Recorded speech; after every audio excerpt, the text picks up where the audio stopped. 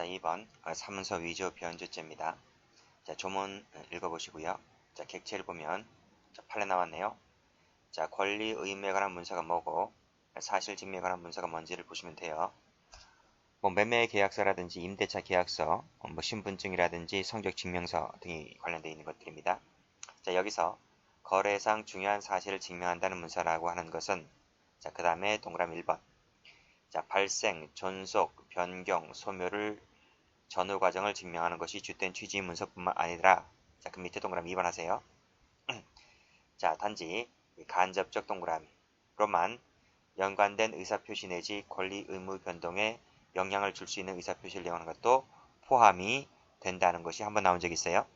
출제 어떻게 됐는가 하면 1번은 되고 2번은 되지 않는다고 하면 틀립니다. 1번은 당연히 되고 간접적으로 영향을 미치는 것도 된다고 정리하세요. 그 예가 밑에 나와 있는 건의문 동그라미, 호소문 동그라미가 그 사례가 됩니다. 이것도 뭐다? 사문서다 이런 말이죠. 자, 3번은 우리가 명의훼손죄 때 풀었죠. 그래서 전파성 관련해서 풀었는데 여기서 호소문 동그라미, 호소문이 사문서다 이런 말이에요. 자, 위조로 갑니다. 자, 위조 개념은 전 시간에 전부 다 설명을 드렸어요. 내용을 보시게 되면 작성 권한이 없는 자야 한다. 그치? 이 없다는 말 속에는 권한을 초월했거나 위임 취지에 반해서 했거나도 포함된다고 말씀드렸어요. 자, 권한이 없어야 되는 것이기 때문에 사전 승낙을 받았다. X. 포괄적 위임을 받았다. X. 그랬을 때는 위조가 되지 않습니다. 자, 그 다음 2번에 타인 명의를 모형해, 타인 명의죠. 타인 명의. 자기 명의가 아니라 타인 명의를 모형했을 때 문서 위조죄가 돼요. 자, 다음. 방법에는 제한이 없다는 거예요. 자, 그 예를 잘 받으셔야 돼요. 이 예를 익히셔야지 판례를 풀 수가 있습니다. 새로운 문서를 작성을 했다. 그 다음 기존의 미완성인데 가공하여 완성을 시켰다. 즉 동일성을 상실시켰죠. 그 다음 중요 부분을 변경하여 동일성을 상실시켰다. 그렇죠? 무효가 된 것인데 이것을 새로운 문서를 만들었다. 이런 것들이 전부 다 변조가 아닌 위조의 사례가 됩니다. 자, 간접 정보 명태도 가능하고요. 정도는 우리가 앞에서 봤죠. 일반 사람이 봤을 때 진정한 사문서라고 오신 밑줄 할 정도의 외관을 갖추면 됩니다. 반드시 작성 명의자의 서명, 날인이 있어야 할 필요는 없다는 겁니다. 자, 밑에 판례 보죠. 갑은 을려가 동거관계를 청산하고 자신을 만나주지 않고 피하자 을려와 상의 없이 혼인신고를 하겠다고 일방적 통지만 한 후에 혼인신고서를 작성하여 관계공무원에게 제출하여 호적부에 등재에 비치게 하였다. 갑은 무슨 죄가 될 것인가 라고 하는 것이죠. 자, 여기서 판결을 보시게 되면 혼인신고 당시부터 그 여성이 피해왔다면 밑에 줄에 혼인신고 당시에는 그 의사표시를 철회했다라고 보아야 한다는 거예요. 따라서 빨간색으로 일방적 동그라미, 일방적으로 혼인신고서를 작성하여 혼인신고를 하였다면 자, 그 다음 가로입니다. 자, 혼인신고서 용지에 피해자 도장이 미리 찍혀서 있었다 할지라도 이것은 이 여성의 의사표시가 철회되었다고 볼 수 있는 것이잖아요. 그래서 이것은 이 여성의 의사에 반하여 제출한 것이기 때문에 사문서 위조죄가 된다는 것이 판례입니다. 됐죠? 위조가 되느냐 안 되느냐만 알아두시면 될 것 같아요. 답이 중요한 것이 아니고. 자, 밑에 판례는 출제가 잘 되기 때문에 별표를 쳐볼게요. 자, 1번 가명이나 위명을 사용하여 문서를 작성했다 했을 때 밑에 인격의 동일성이 그대로 유지가 되잖아요. 파란색으로 유지가 된다라고 했을 때는 사문서 위조죄가 되질 않아요. 그러나 끊고 그 명의인과 작성자의 인격이 빨간색으로 상이하다 동그라미 그랬을 때는 이것이 위조가 될 수가 있다는 거예요. 자, 그래서 판례 2번을 보시게 되면 피고인이 다방업체로부터 선불금을 받고 그 반환을 약속하는 현금 보관증을 작성하면서 가명과 허위의 출생연도를 기재했다. 가명과 허위 출생연도 동그라미 치시고 라고 했을 때 1번의 마지막 줄에 해당하는 인격이 상이하다고 보는 것이기 때문에 이것은 위조죄가 된다는 것이 판례입니다. 자, 이 부분은 사실관계도 출제가 되었기 때문에 사실관계도 한번 볼게요. 갑은 땡땡땡이라는 가명을 사용하여 을이 운영하는 다방의 종업원으로 취직하면서 선불금으로 100만원을 받고 이 반환을 약속하는 내용의 현금 보관증을 작성하면서 실제 나이보다 자 4살 어리다 했죠. 4살 어리다고 했습니다. 그리고 밑에 줄 보니까 가명과 출생연도 부분이 허위인 주민등록번호를 기재하여 교부하였다고 했습니다. 이것이 다 뭐가 되는 거예요? 위조죄가 되는 것이에요. 자, 이 사실관계도 봐두세요. 자, 다음. 자, 중요한 판례 나오네요. 자, 종중사무원 사건 별표 쳐보시고, 그 다음 그 밑에 홍콩 국제운전면허증 사건 별표 치시고, 이 두 가지 판례도 무지 출제가 잘 되었던 거예요.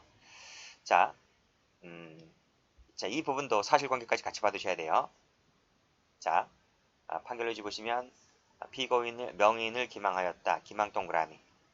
자, 문서를 작성했다고 했을 때 그 서명 날인이 정당히 성립된 것이라 할지라도 이것은 명의자를 속여서 얻어낸 문서잖아요. 그래서 이것은 피해자의 의사에 반하여 작성한 것이기 때문에 사문서 위조죄가 된다는 것입니다.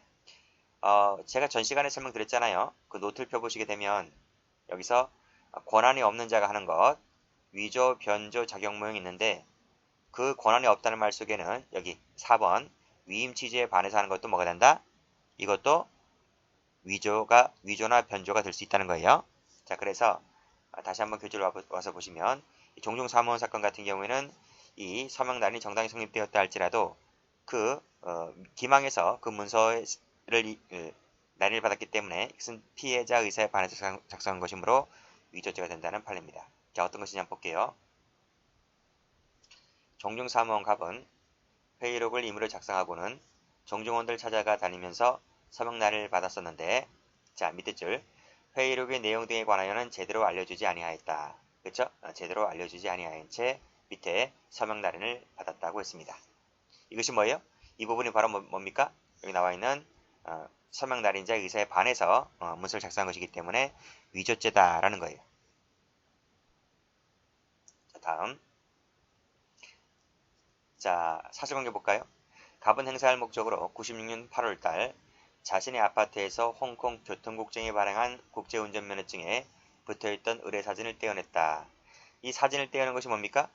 그 자리에 자신의 사진을 붙인 것이 바로 이것이 동일성 상실시킨 것이기 때문에 중요 부분의 동일성을 상실시킨 것이기 때문에 위조라고 봐요. 그리고 홍콩 교통국장의 의뢰에 발행한 국제운전면허증은 전 시간에 배웠듯이 사문서다 이렇게 배웠습니다. 그쵸? 자, 그 다음 그러나 위 운전면허증은 을이 93년 2월 달에 발급받은 것으로서 그 유효기간은 1년이었기 때문에 당시에는 이미 유효기간이 경과한 것이었다는 거예요. 그래서 경과한 것이기 때문에 그것을 다시 위조해서 경과하지 않은 것처럼 했죠. 그래서 죽은 것을 살렸죠. 동일성을 상실시켰죠. 그래서 이것은 위조라고 보는 거예요. 자, 판결로지 보시게 되면 위조하였다는 운전면허증이 그 유효기간을 경과하였다. 경과 동그라미 치시고 그래서 경과하지 않은 것으로 바꿨죠. 자, 이것은 일반 사람이 보아하기 진정한 것으로 오신케 할 만한 충분한 정도의 외관을 갖춘 것이기 때문에 위조죄가 된다는 것이 판례입니다. 됐고, 자, 그 다음 위조가 되는 판례를 볼게요. 자, 1번을 보시면 정당할 권한이 없는 자가 권한 없는 자지 또는 권한을 초과했지 전부 다 뭐가 될 수 있어요? 위조 변조가 될 수가 있는 거예요. 밑에도 보면 2번에 갑교회를 탈퇴했으니까 어떻게 됩니까? 권한을 상실하게 된 거죠. 그치?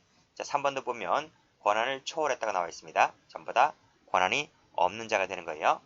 자, 그랬을 때 1번을 보시면 의사에 반했다 밑줄 보시고 2번도 보시게 되면 갑이 그 후 갑교회 명의로 타인 명의로 갑교회 소유 부동산을 자신에게 매도하는 내용의 매매계약서를 작성했다고 했을 때 사문서 위조죄가 된다. 즉 권한 없는 자가 타인 명의를 모용해서 문서를 작성했기 때문에 위조죄다 이런 말이고요. 자, 3번도 보시면 의사에 반했었기 때문에 사문서 위조죄가 되는 것입니다. 자, 다음 페이지 똑같죠? 빨간색으로 초월했다. 의사에 반했다. 밑에 초과했다. 그치? 다음 이 지배인이라고 하는 사람은 권한이 있는 사람인데 뒤에 지배인 한 번 더 나올 겁니다. 권한이 있는 사람인데 그 권한을 범위를 벗어났다 했잖아요. 이거 월권이지 월권.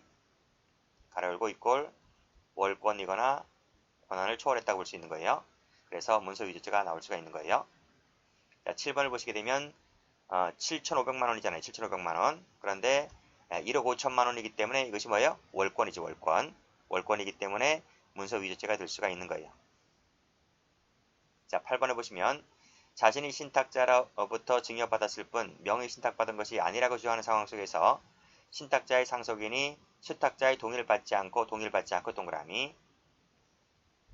작성 행사한 것은 위임 취지에 반해서 했기 때문에 위조죄가 될 수 있다는 판례. 자, 9번도 전혀 다르게 썼다.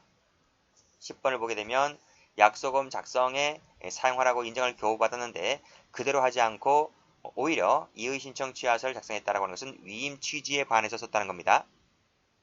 자, 11번도 1순위 해달라고 했으면 1순위 해줘야 될 것인데 2, 3번 순위 해줬죠. 자, 12번 보면 의사에 반해서 썼죠. 그 다음에 13번도 의사 위임 취지에 반해서 썼죠. 이런 것들이 전부 다 위조죄다 이렇게 보시면 돼요. 그치? 13번 보면 갑 명의로 해달라고 했으면 갑 명의로 변경을 해줘야 될 텐데 병 앞으로 위임 취지에 반해서 병 앞으로 해줬기 때문에 위조죄가 되는 것입니다.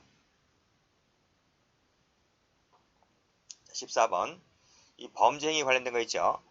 사기 범행을 목적으로 그 다음 특별배임죄의 범행의 목적으로 이런 것들 전부 다 범죄 행위 목적도 전부 다 위임 취지에 반해서 하는 것이기 때문에 전부 다 위조죄가 될 수가 있는 것이에요.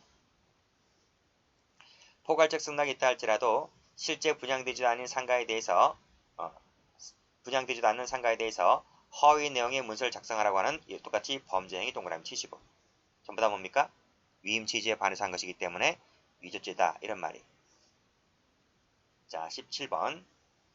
자, 타인 명의 신탁증서 한 통을 작성한 후에 마치 이를 다른 내용의 문서인 것처럼 그 타인에게 제시하여 날인을 받은 후에 이를 법원에 증거로 제출했다 했습니다. 여기서 다른 내용 동그라미. 그쵸? 위임 취지 반해서 한 거죠? 그 다음에 18번은 출제가 좀 되는 판례이기 때문에 체크 한번 해보시고요. 자, 문서가 원본인지가 중요한 거래에 있어서 그럼 원본인지가 중요한 거래이기 때문에 원본을 제출해야 되거든요. 그런데 원본을 제출하지 않고 이것을 복사를 떠서 빨간색으로 4번을 제출했다면 이것은 사문서 위조죄가 된다는 것이 판례입니다. 됐어요? 그 사례가 바로 2번인데 변호사인 피고인이 쭉 나와있지 사건을 수임하여 쭉 나와있지 그래서 복사표입니다. 복사한 이 경유증표를 소장에 첨부하여 접수하였다 했을 때 이 경유증표는 원본을 제출해야 되는데 복사한 4번을 제출했기 때문에 사문서 위조죄가 된다는 거예요. 이 경유증표라고 하는 것은 무엇인가 하면 이 변호사가 사건을 수임을 하잖아요. 그럼 수임을 하면 소속 변호사에서 발행하는 이 경유증표를 구매를 해서 첨부해서 제출을 해야 되는데 이 경유증표가 원본입니다. 원본. 우리가 식당 같은 경우에 가면 그 식권을 사서 그 식권을 내고 이제 식사를 하잖아요. 그럼 그 식권이라고 하는 것이 원본을 사서 제출해야 되지 그 식권을 복사를 떠서 복사본을 갖다 제출하면 되겠습니까? 안 되는 거죠. 경위증표도 마찬가지인 거예요. 경위증표도 원본 제출해야 되는 것이지 복사한 4번 제출하게 되면 사문서 위조죄가 되는 것이다. 이렇게 보시면 됩니다. 그 인터넷에서 그 경위증표라고 치면 사진이 한 장 나와요. 사진을 보시게 되면 그 쿠폰처럼 식권, 식당에 쓰는 식권처럼 생긴 것이 있는데 그거 참조하시면 될 것 같아요. 자, 19번 보시면 사자 명의 나와 있네요. 사자 명의로 된 문서를 작성함에 있어서 생전 중의 일자로 동그라미 소급하여 작성하였다면 역시 이것도 사문서 위조죄가 되죠. 그러니까 사자 명의이기 때문에 과거 날짜잖아요. 과거 날짜를 생전 중의 날짜로 바꾼 것이기 때문에 동일성을 상실시켰다는 것입니다. 그래서 위조죄가 될 수가 있는 것이에요. 자, 다음. 자, 20번도 마찬가지죠. 사망 동그라미 치시고. 사망하였다는 것이 하였는데 그 문서 명의자가 생존하고 있었다고 하는 점이 이 문서의 중요 내용을 이루고 있다는 거죠. 생존하고 있다는 것이 중요 내용을 이루고 있으면 생존한 날짜를 써야 될 텐데 근데 가만히 보니까 그분이 돌아가셨다는 거예요. 그런데 그 날짜를 현재 날짜로 바꿨다는 것 자체가 동일성을 상실시킨 것이기 때문에 위조죄다라는 것입니다. 됐고 그 다음에 21번부터 보면 사문서의 작성 명의자의 인장이 찍히지 아니하였다 할지라도 그 사람의 상호와 성명이 기재가 되었다면 자 빨간색으로 상호와 성명 동그라미 치시고 기재가 되었다면 그 명의자의 문서로 믿을 만한 형식과 외관을 갖춘 것이기 때문에 위조죄가 된다라고 봤습니다. 위조죄의 객체가 된다고 봤습니다. 자, 22번. 자, 이름과 주민등록번호, 주소가 적혀져 있었다. 그 다음에 23번. 믿기에 충분할 정도의 외관을 갖추고 있다는 거죠. 21번 다시 한번 보세요. 21번에는 뭐가 없나요? 명의자 인장이 찍혀져 있지 않았다. 22번 보시게 되면 날인이 없다.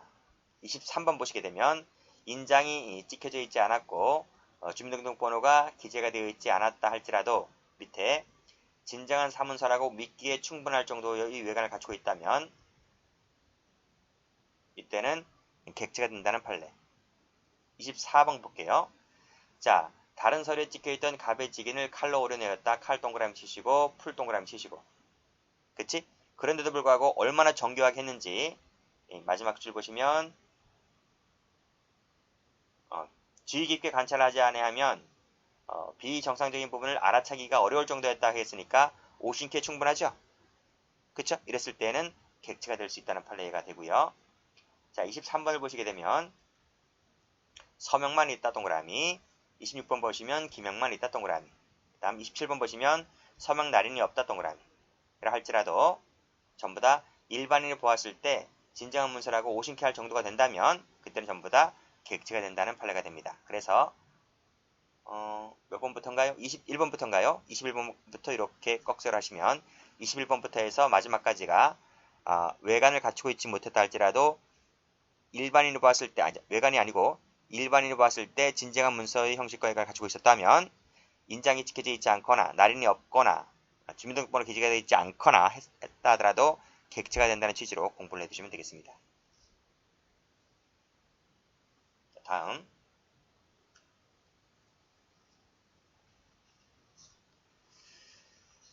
자, 되게 죄가 되지 않는 거 볼게요.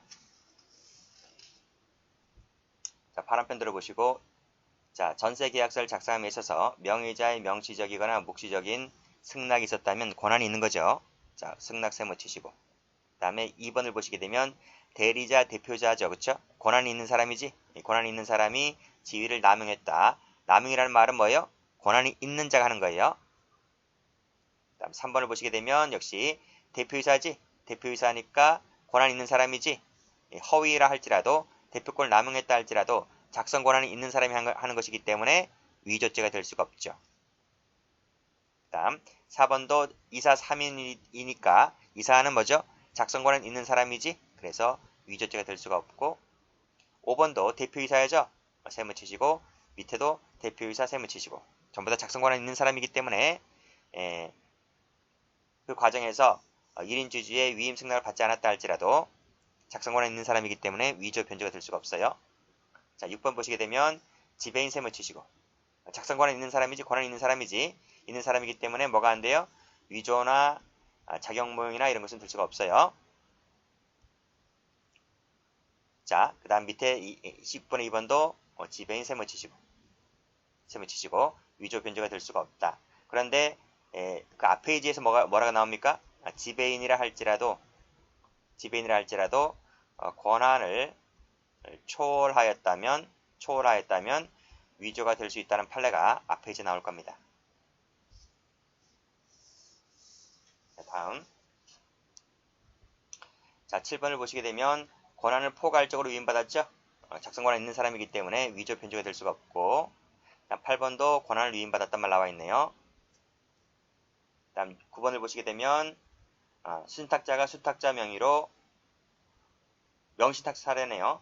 수탁자 명의로 세무 치시고 처분에 필요한 서류를 작성함에 있어서 그 사람으로부터 개별적인 승낙을 받지 않았다 할지라도 이 신탁자는 수탁자 명의를 빌려왔기 때문에 따라서 작성 권한이 있는 사람이다.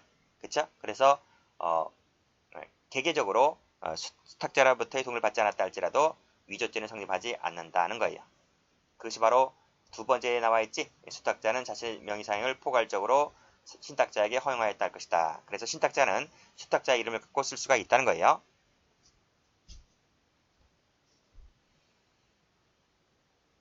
자, 10번 세금 계산상의 공급자인 갑은 세금 계산서의 공급자란에 뭐뭐라고 기재를 하였는데 이 세금 계산서의 작성권자가 누군가요? 작성권자는 이 공급자죠. 공급자다. 공급자는 그래서 이 세금 계산서를 쓸 수 있는 작성 권한이 있는 사람이죠. 근데 그 공급받는 잘 안에 다른 사람의 이름을 기재했다 할지라도 이 공급받는 자란에 임으로 다른 사람을 기재한 것은 이것은 위에 나와 있지 그 문서 내용의 일부에 불과할 뿐이다 라는 거예요. 그래서 이 공급자가 작성 권한이 있는 사람이기 때문에 공급받는 자란에 다른 사람 이름 기재했다 할지라도 위조죄가 될 수는 없는 판례다 하는 거예요. 자, 11번. 자, 피고인들이 공모하여 확인 서면의 등기 의무자란에 등기 의무자 을 대신 갑이 손도장을 찍는 방법으로 사문서인 을의 명의를 확인 서면을 위조한 다음 법무사를 통해서 이를 교부받았다 했습니다. 여기서 법무사 세무 치시고 확인 서면 밑줄 그시고 자, 됐어요?